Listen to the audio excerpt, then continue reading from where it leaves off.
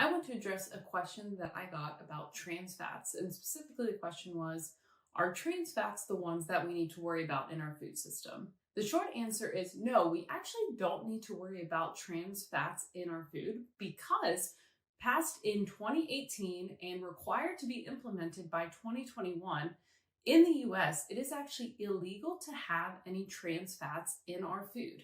Now, it is important to note that there are some naturally occurring trans fats, and typically these comes from animal meats.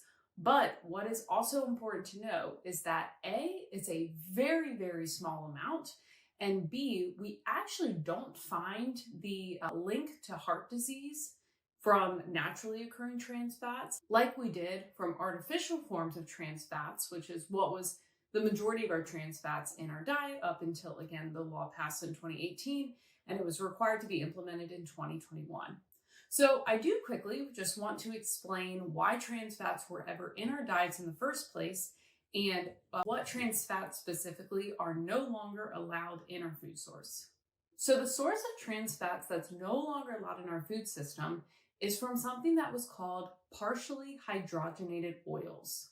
To understand partially hydrogenated oils, we really quickly need to chat about what a fat in our diet looks like. So you might have heard the term saturated versus unsaturated fat before when talking about the different types of fats. And to understand what that means from a chemical structure perspective, a saturated fat is a fat that has the maximum capacity of hydrogens in it and it's solid at room temperature. An unsaturated fat means that it's not holding on to the maximum amount of hydrogens and it's liquid at room temperature. So you can think of unsaturated fats as being somewhat zigzagged. So for a lot of products, particularly processed products, we wanted them to be more shelf stable.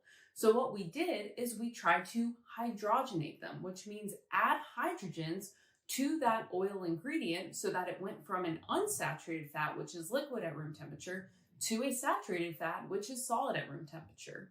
Think of something like peanut butter. You have, of course, your natural peanut butters, which means that typically in the jar, you're going to see the oil sitting at the top of the jar. That means that that oil has not been hydrogenated, but a lot of people don't like those options because you have the added task of having to stir the oil back in. Versus something, and not to hate on these brands, but something like Jif or Smucker's or something like that, they have hydrogenated those peanut oils so that it's shelf stable and solid at room temperature. Now, to bring all of this information together, when we were partially hydrogenating oils, what would happen is that all of those different unsaturated fats that, again, didn't have the maximum amount of hydrogens, we would essentially blast hydrogen at them to see if they would accept those hydrogens and convert it into a saturated fat. However, when we were doing partially hydrogenated oil, we essentially only partially finalized that process, which means that some of those oils and some of those unsaturated fats became saturated fats, but some of them did not. We did not saturate all of them. So what would happen is when we were blasting hydrogen at this unsaturated fat, the original hydrogens that were attached actually switched their orientation.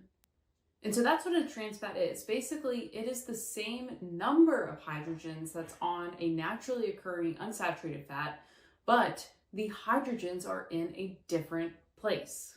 And because this isn't an orientation that is usually found in nature, what was happening is that this orientation was actually getting trapped in plaque in people's arteries, which is why diets that were higher in trans fat had higher instances of cardiovascular disease. And because the process was called partially hydrogenated oils, so we're only partially hydrogenating or only partially adding hydrogen to these oils, it allowed for the creation of trans fats because we weren't requiring that all of the oils that we were hydrogenating to accept all the hydrogen and become saturated fats.